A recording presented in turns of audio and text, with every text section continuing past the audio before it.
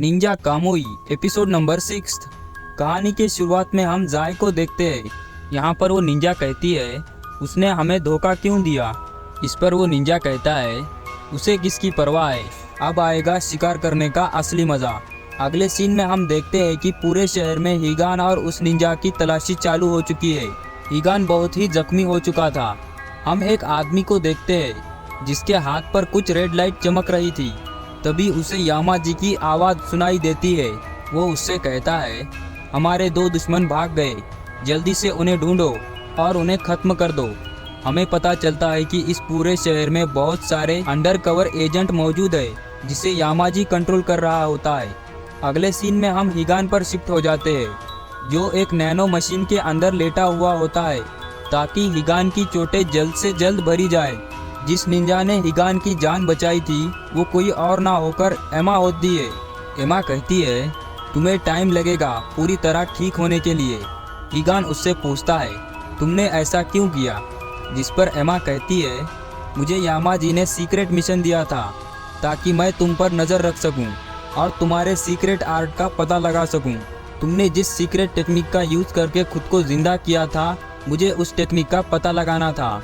Organisation का मानना था कि तुम खुद को बार बार जिंदा कर सकते हो।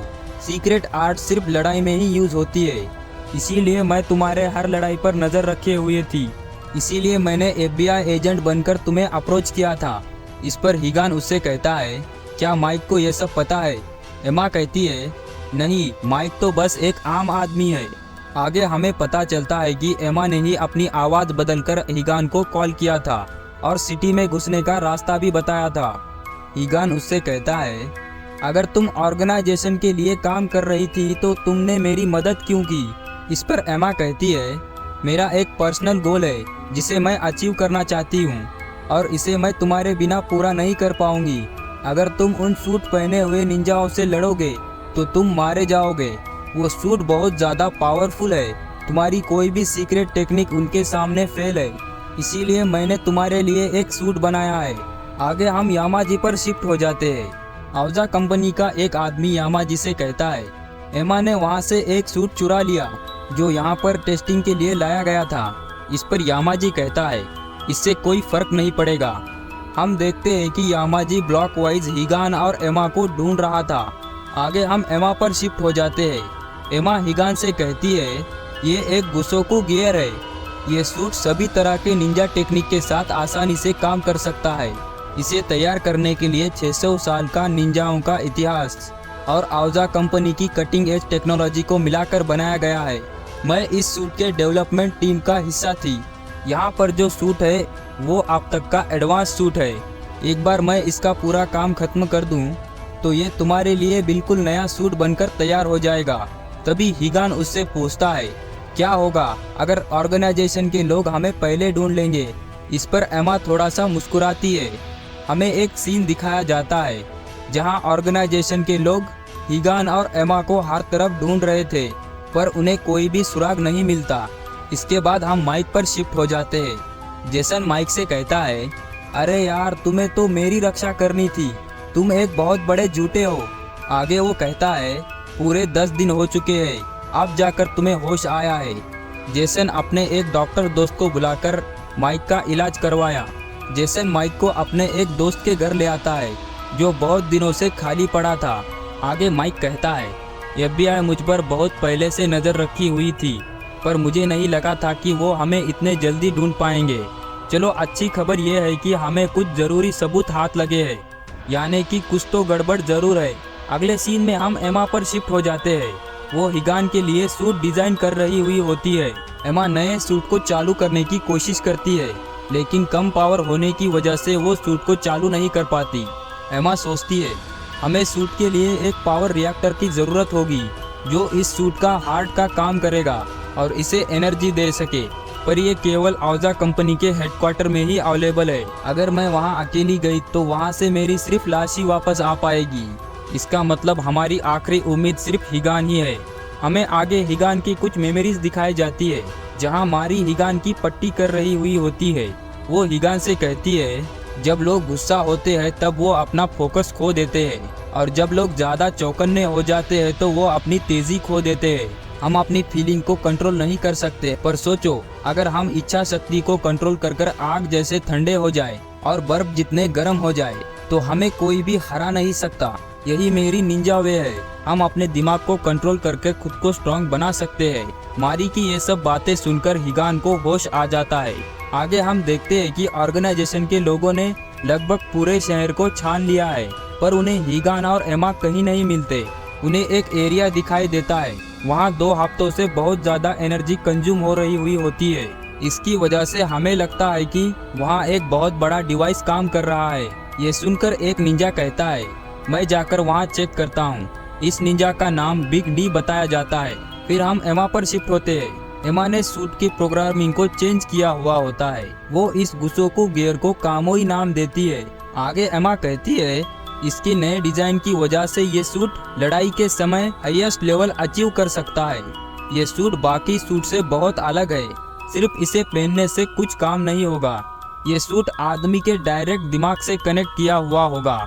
जैसे ही यूजर अपने दिमाग में कुछ सोचेगा, ये सूट वैसे ही काम करेगा, जिससे ये सूट बाकी सूट के तुलनाओं में अपने ऑर्डर को जल्दी पूरा करेगा। यूजर जितना इंटेंस सोचेगा, ये सूट उतना ही फास्ट काम करेगा। आसान शब्दों में कहे तो ये सूट यूजर के दिमाग से कंट्रोल होगा। इसे काम करने के लिए सूट को तुम्हारे दिमाग के साथ सिंक करना होगा। इसके लिए तुम्हें गहरी नींद में जाना होगा। पूरा सिंक कंप्लीट होने तक तुम उठ नहीं सकते, फिर चाहे तुम्हें कोई चाकू ही क्यों ना मार दे। आगे एमा कहती है, अगली बार जब तुम मरोगे तो वो तुम्हारी आखिरी मौत होगी। तुम्हें पता होना चाहिए, आखिरी बार मैंने ही तुम्हारी जान बचाई थी। उस रात मैंने अपनी सीक्रेट निंजा टेक्निक यूज की थी। आगे हमें पता चलता है कि हिगान के घर पर जब हमला हुआ था तो उसमें एमा भी शामिल थी।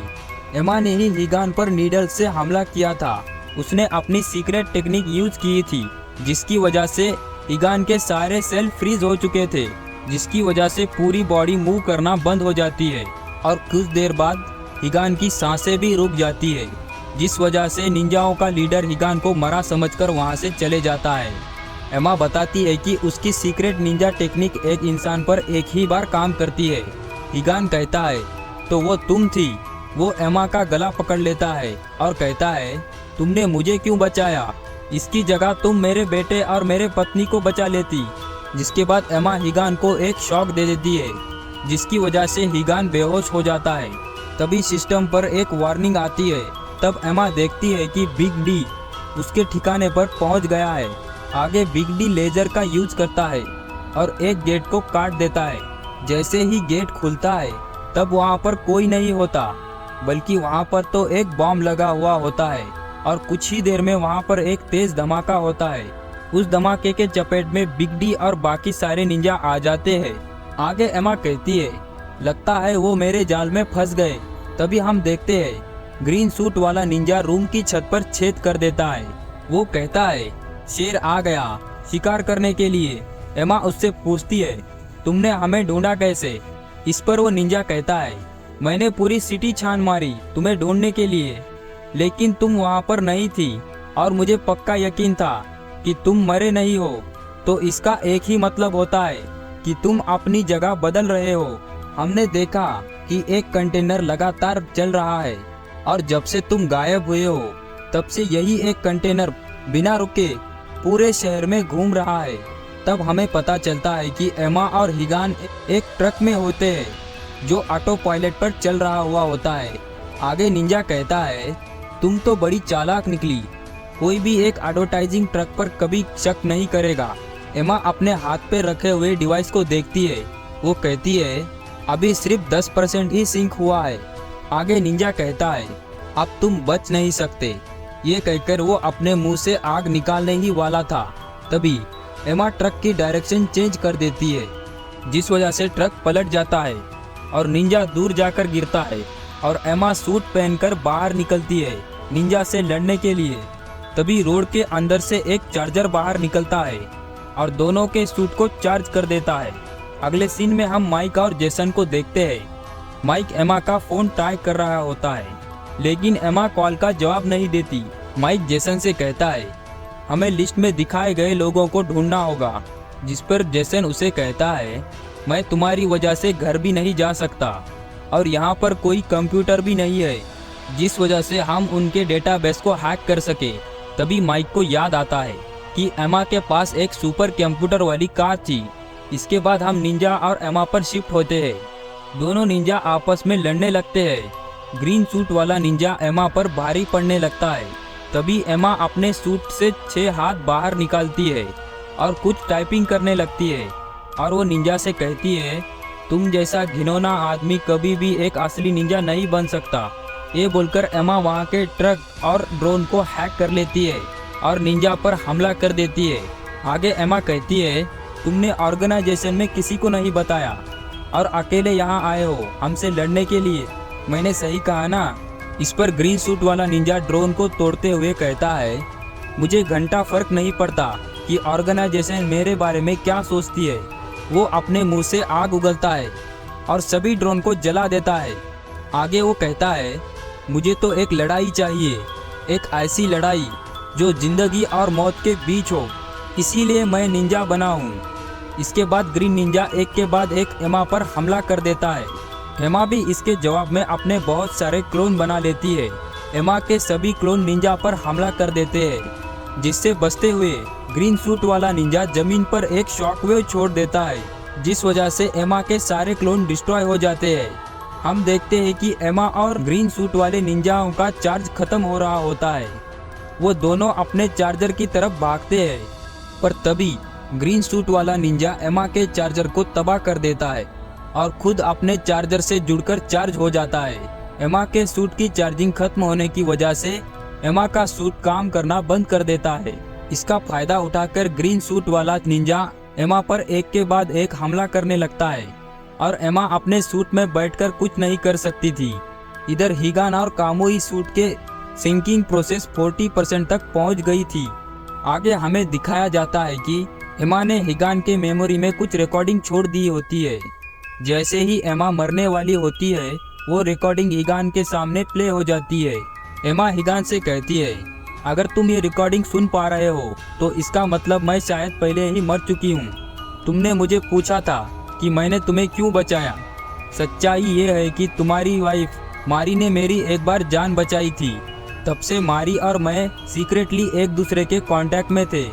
जिस दिन मारी की मौत हुई उस दिन भी मारी ने मुझसे बात किया था। जब मैंने हमले के बारे में सुना तब मैं मारी को बचाने के लिए तुम्हारे घर तरफ आई थी, लेकिन बहुत देर हो चुकी थी। अब मेरे पास केवल तुम्हें बचाने का मौका था।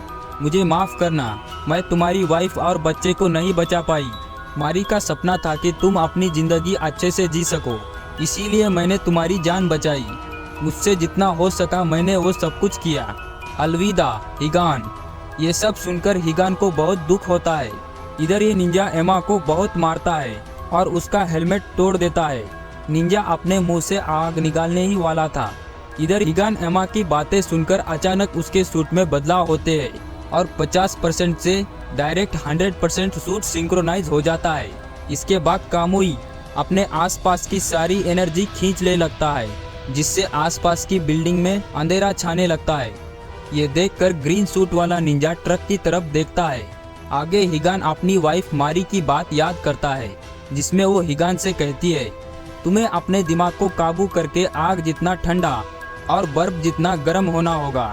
ये सब सोचते हुए कामुई पूरी तरह से चार्ज हो जाता है और ये एपिसोड यहीं खत्म हो जाता है। आगे के एपिसोड देखने के लिए इस वीडियो को लाइक कीजिए और हमारे चैनल को सब्सक्राइब कीजिए। मिलते हैं जल्द ही अगले एपिसोड में। तब तक के लिए सायोनारा।